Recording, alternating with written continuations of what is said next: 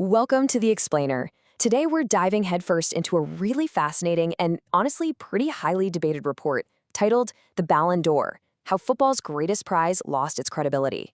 For decades, this golden trophy has been the absolute ultimate dream for any professional footballer.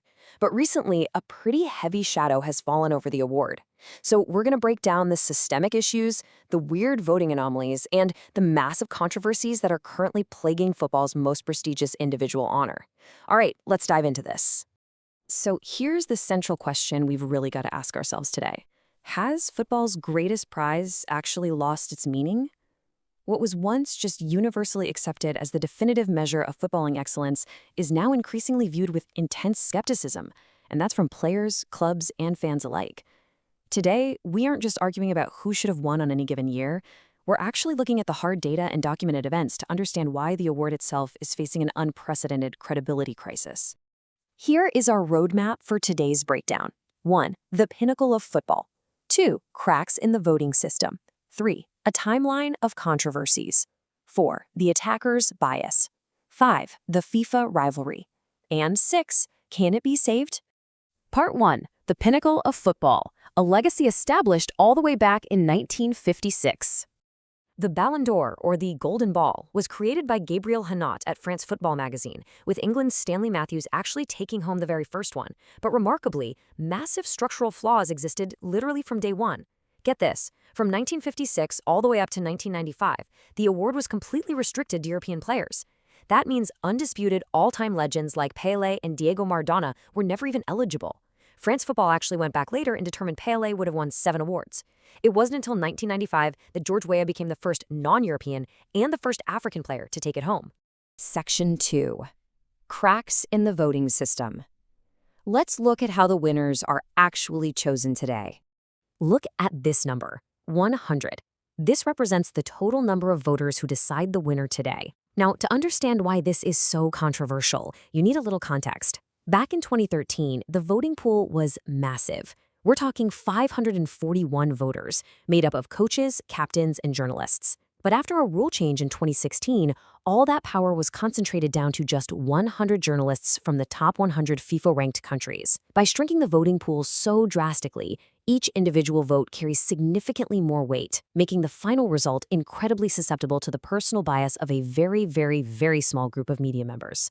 And because of this heavily concentrated voting pool, some pretty glaring systemic flaws start to creep in. First up is massive geographic bias. Countries with stronger media representation can subtly skew results for their favored players.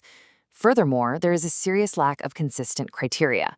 Like, does the award prioritize individual stats, or does it prioritize team trophies like the Champions League or World Cup? Well, the answer seems to just change from year to year, depending on who happens to be voting. It makes the outcome entirely unpredictable and deeply frustrating for the players involved. All right, Section 3. A timeline of controversies. This is when the cracks really became earthquakes. The report maps out a compounding narrative of tension over the last 15 years. In 2010, Lionel Messi won despite his own teammates Xavi and Iniesta winning the World Cup with Spain. Then in 2013, a highly controversial deadline extension arguably favored Cristiano Ronaldo. In 2020, France Football just outright canceled the award due to the pandemic, denying a historically dominant Robert Lewandowski. In 2021, Messi won over Lewandowski again, which sparked a massive media backlash. And then in 2024, the whole situation exploded entirely when Real Madrid completely boycotted the ceremony after Rodri won over Vinícius Júnior. Let's zoom in on a couple of these major flashpoints. Take 2013, for example. Franck Ribéry had just led Bayern Munich to a historic treble. He was the heavy favorite.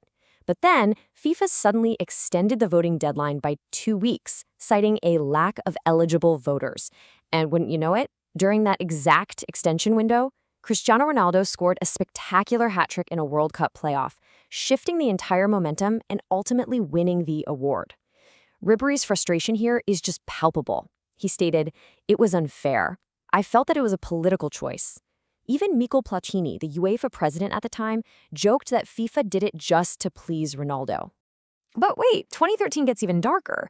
The report details some absolutely stunning voting fraud allegations that followed that ceremony. Several national team managers and captains publicly claimed their official votes were altered. The Kuwait manager stated he voted for Zlatan Ibrahimovic, yet official records showed he voted for Messi, Neymar, and Ronaldo. The Albanian manager flat out called his recorded votes lies. And the Equatorial Guinea captain, Juvenal Ejogo, said he voted for Drogba and Iniesta, but his official ballot showed Messi and Ronaldo. He later stated he basically no longer believes in anything about these awards. It's wild. Now fast forward to 2024, and all that simmering distrust, it completely boiled over. When leaked results showed Rodri was going to win over the heavy favorite Vinícius Júnior, Real Madrid didn't just complain, they canceled their entire 50-person delegation to Paris and scrapped a planned 5-hour television broadcast. They publicly stated that the award no longer respected their club. Vinícius Júnior took to social media and posted this: "I'll do it 10 times if I have to. They're not ready." Honestly, it was a devastating blow to the award's legitimacy, to have one of the biggest clubs in the world just entirely reject it. Section 4. The attacker's bias. Let's look at the actual statistical proof. Okay, out of 68 total Ballon d'Or awards ever given out, a staggering 85% have gone to forwards and attackers. Midfielders pick up 12%, defenders just 3%, and goalkeepers a minuscule 1.5%, which is literally just one man, Lev Yashin, way back in 1963. The statistical proof here is undeniable. If you aren't a primary goal scorer, you face an almost insurmountable hurdle. Look at Virgil van Dijk back in 2019. He actually received more first-place votes than Messi, but he lost because of how down-ballot points are distributed. The award just inherently values goal scoring above absolutely everything else. Moving on to Section 5, the FIFA rivalry, a fractured landscape.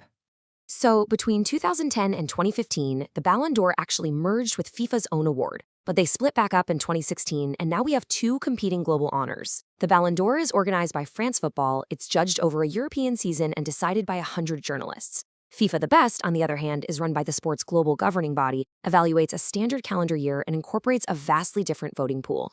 By bringing in national team coaches, captains, the media, and yep, even fans, FIFA creates a totally different metric for deciding the world's best player. As Robert Lewandowski pointed out, when you have fellow professionals analyzing the game right alongside the media, you often get a different, and some would definitely argue more accurate, reflection of a player's true impact on the pitch. And because these voting mechanics are so different, we are now seeing totally fractured results. In 2021, Lionel Messi won the Ballon d'Or, but Robert Lewandowski won FIFA the Best. And then in 2024, it happened all over again. Rodri took the Ballon d'Or while Vinícius Júnior claimed FIFA the Best. Think about it. When the two highest authorities in global football can't even agree on who the best player in the world is, it causes mass confusion among fans and actively diminishes the authority and prestige of both trophies. Finally, Section 6. Can it be saved? The path forward.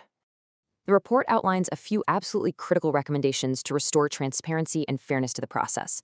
First, they need to expand and diversify the voting panel well beyond just 100 journalists, bringing actual players and technical experts back into the fold. Second, establish crystal clear criteria and actually stick to them every single year. Decide once and for all how to weight individual stats against team trophies. Third, implement real-time vote verification to completely eliminate tampering allegations, like the crazy ones we saw in 2013. And finally, consider positional weighting so that defenders and goalkeepers actually have a real mathematical chance of winning. Without these reforms, the Ballon d'Or really risks becoming nothing more than a popularity contest. The deep skepticism currently surrounding the award is perfectly captured by 5-time winner Cristiano Ronaldo.